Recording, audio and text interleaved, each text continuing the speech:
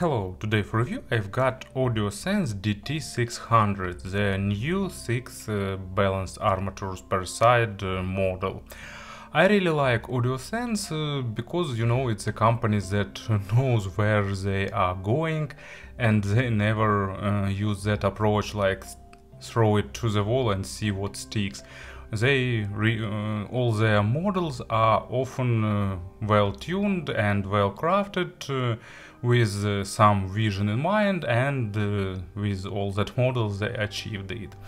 They made their name first of all as the creators of hyper popular T800, interesting 8 balanced armatures with a really modest price, $300. I think that it was one of the aspects of their popularity, but at the same time T800 offered really nice, well-tuned V-shaped signature implemented with balanced armatures resolution and detalization. Then they created a pretty big lineup of different tunings, including high-end hybrids like AQ7 for example, and affordable models like AQ0. I reviewed almost all their models and they all left pleasant memories in my brain and in my heart. And that's why, of course, DT600 was really interesting, because it's a relatively expensive model, closer to their flagship. Its price is $250.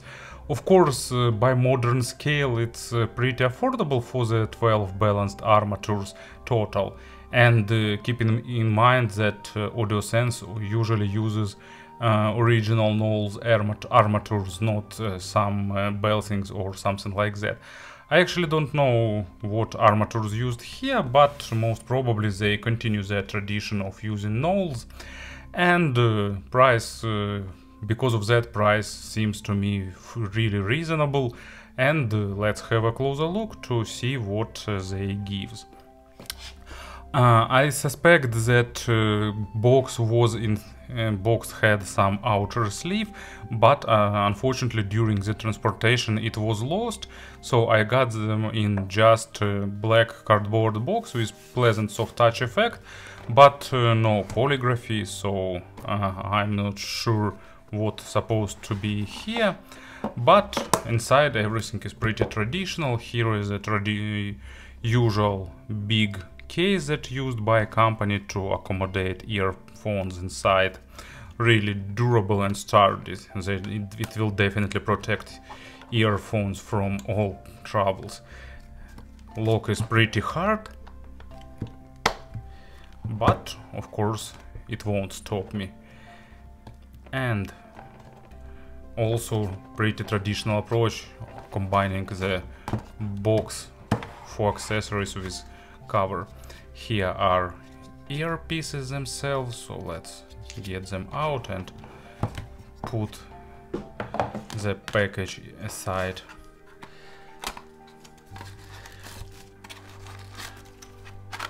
Let's shake it a little bit and get everything that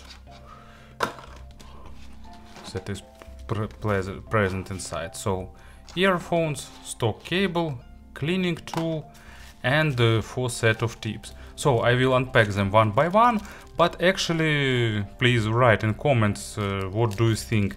Is it necessary to show all the tips, all that accessories? I won't skip unboxing part of course, but I'm wondering, is it necessary to show all the tips now? Set of tips includes 3 pair of foams, 3 pair of gray silicons with green stems, 3 pair of classical gray silicone tips. So here they are. As you can see, lot of different options, and 3 pair of tips similar to ones that were used by Sony. They are made of softer and more sticky silicone. They will be great if you have sensitive ear channels. They are softer than average ones, and at the same time they stick to the internals of ear channel, providing slightly better sound isolation and better fit if earphones slip from your ears regularly. And cleaning tool is a nice addition here, so you can see that there is a lot of options to try. Earpieces themselves are made of resin with 3D printing. You can see that it allows to achieve nice smooth surface. They have ergonomic shape for them. For this model, AudioSense selected interesting violet color, and we can see the 3 set of balanced armatures with 3 separate bores that goes into the spout, and so that probably means 3-way crossover. Some parts of crossover are visible here. And here are faceplates, bit unusual, with some pieces of glitter, with some pieces of pearl inside. Well, for me it looks fancy, I like this design, but of course it's a matter of taste. Wearing comfort is nice, and sound isolation is just average because spouts have average length. But there is a lip for holding the tips and protective grill, so these parts are present to improve the user experience of the model. Stock cable as usual is pretty good. AudioSense often uses nice wires and nice cables. Here used MMCX connectors. It's right earpiece. They are clicky, they click in place nicely and stays pretty reliably, so basically classical connection. And here is ear hooks without memory wire.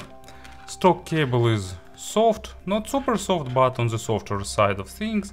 That means low microphonic effect, 4 wires per each ear, nicely braided, looks attractive, good in terms of usability, metal splitter with a chin slider, and after it goes braided to the jack. So to summarize this part and these all things, as you can see in terms of exterior, accessory set, build quality, presentation, everything is done really nicely. And of course about the sound. I've burned them in for about 48 hours, but I didn't expect any sound changes, and it didn't happen. Pure balanced armatures rarely change sound during the burn-in process. As a player, for examples, I will use iBasso DX300, and if you decide to get them, more important is to find the proper tips that will give you a good isolation. And I use this green stem ones, but actually forgot to mention that it's not just pure tips, but it's in construction it's close to spin fits. Either it's spin fits or something reminding them, so they have this wiggling part inside, providing better fit and isolation. Probably that's why I got the best result with them. But of course do try other tips, it's really possible that you'll get a different outcome. In terms of sound, this model partially built on the foundation of their predecessor T800, but offering a bit different representation of mids and treble. So first of all, it's a pretty basic model, but at the same time they will give a bit of unique experience that doesn't remind other models. It's basic balanced armature model, so meaning that low frequencies here is faster than traditional dynamic drivers. And at the same time they are deeper than traditional balanced armatures, so they going pretty deep, maybe not to the maximum depth, but pretty deep, and they have a really fast impact, and they can punch really hard, but at the same time they are a bit less weighty comparing with traditional dynamic drivers, so low frequencies punching harder but with less weight. So if traditional dynamic drivers is kind of, I don't know, middleweight boxer, this one is heavyweight. It will punch you stronger, but of course it's a good heavyweight boxer because punches will be really fast. And they are good in playing acoustic instruments because resolution is nice, as well as texturing and other stuff. Because of 4-bit forced low frequencies, sometimes acoustic instruments will be moved forward, but in many cases it improves the depth of stage. And in general, I like this representation. You know, it's really hard to describe once you haven't heard something like that. But you know, it's maybe attempts to describe this by words can sound a bit strange because bass is big, but at the same time it's not super weighty, but at the same time with a good impact. But you probably tried to imagine that. So fast, dry impacts. Actually not dry, but on the drier side of things a little bit. I really like this representation. It plays nicely with electronic music, but at the same time when some track is not bass dominating, bass is not overpowering other parts of spectrum, and of course the control here is really great, it stays in place. So this is a model that can slam when it's necessary, but when it's not necessary, bass is not moving to the first stage here. And as an example, I thought for quite a long time what should I pick, and I decided to select Metallica's Enter Sandman because this model plays this drum and bass part that starts soon after the beginning here, plays it nicely with a good sense of realism and impact, maybe even a bit more realistic than it should be, sounding a bit more engaging and fun. Mid frequencies are resolving, but a bit shifted towards the warmer side of things because they have a bit of additional weight, but at the same time this is not a typical dynamic driver type of adding weight when we added weight and we got more muddy sound. No, here you'll get a bit of additional weight for the instrument, but at the same time here you'll get a nice resolution of balanced armatures, you'll get a bit more body to the male vocals. But at the same time everything sounds pretty realistic but with additional weight. And they don't go far into the micro contrast, but still resolution is pretty nice. They are not super nitpicking, and at the same time something good and properly recorded will be a plus for them.